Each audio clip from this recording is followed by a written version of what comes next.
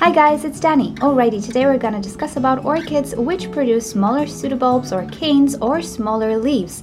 Why this happens and so on. I think I touched base with this subject a while back in an older video, but it was quite a while back, so I'm gonna extend the discussion a little bit. So here I have an example for you guys. This is my Oncidium Sherry Baby.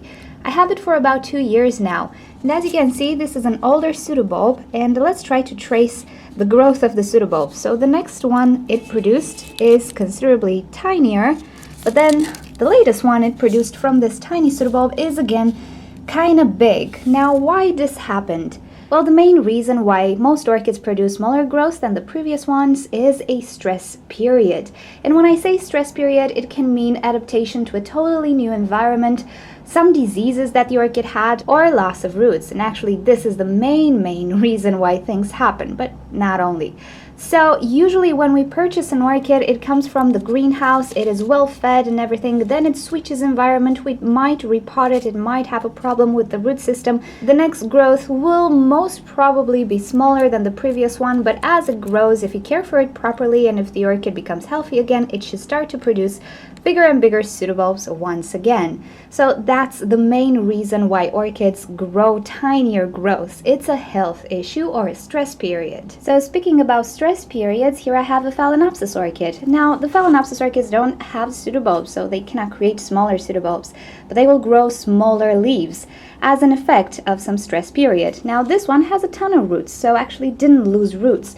What happened to this one was it had a serious infestation with spider mites that I am still fighting. You see these markings? Yeah, this is a disease of the Phalaenopsis or monopodial orchids, which is usually transmitted by spider mites.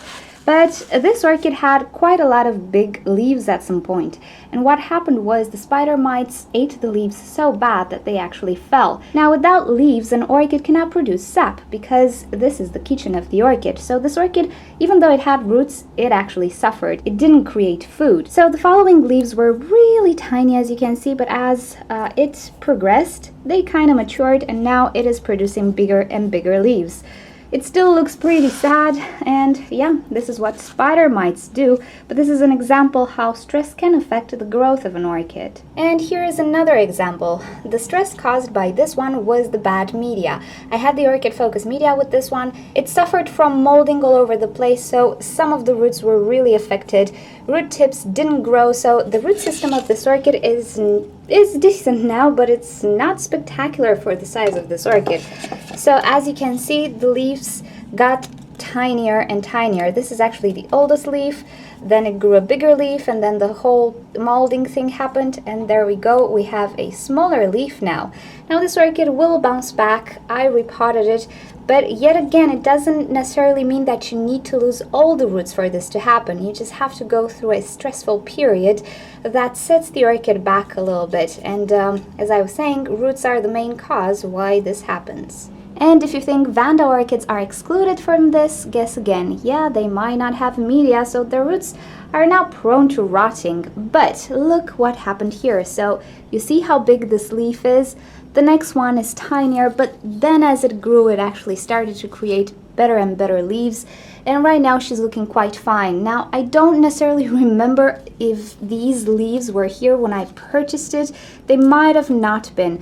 But at some point, this orchid did go through a stressful period of some sorts. Whether it was me introducing it into a new environment or something happening at the nursery, but Vanda orchids can have smaller leaves at some points as well. Now, the more you stress an orchid, the tinier the growth will get until you kind of reach a point where everything is really tiny and suffering. So you kind of need to see what is going wrong. If your orchid does not bounce back and doesn't start to produce bigger and bigger pseudobulbs or growths, there's something terribly wrong. Whether it's your environment she doesn't like my Nelly Eiler here, or there's still a problem in the media or with some pests or something of the sort, you kind of need to fix it because it's not going to fix itself. But there are happy cases as well. And here is an example of a happy case. Now this orchid, when I first introduced her to my environment, she did make tinier pseudobulbs, but as it grew, it started to produce bigger and bigger pseudobulbs. As you can see here, the latest pseudobulbs are the biggest ones on this orchid. And that only means that she's doing quite nice. Now, Except for good care, there is also something that contributes to the bigger growth of an orchid, and this is fertilizer. If you don't fertilize your orchids, the whole process will take longer, or the pseudobulbs might not grow to their full potential. This is pretty logical because fertilizer is actually the food of orchids. So at least have a type of water which has some minerals. If you're using rainwater or distilled water without any type of fertilizer or minerals in it, I don't think you'll have a happy ending story, really. Now, since we're on the subject of smaller growths, I do have quite a lot of comments from orchid beginners who say that the newest growth of an orchid lost its leaves, or it's just really tiny, and so on. Newly purchased orchids, I mean. Well, usually it's not the case. The smaller canes or pseudobulbs you see are usually the canes that came from the seedling. So recently a viewer of mine told me that his Dendrobium phalaenopsis lost its leaves on the newest growth, which is really tiny. And I kind of deducted that he was referring to older growths. And when I saw the picture, things were pretty clear. So when you purchase an orchid and you see it has tiny pseudobulbs and at some point they grow bigger and bigger, don't assume that the bigger pseudobulbs are the oldest one. It's quite the other way around.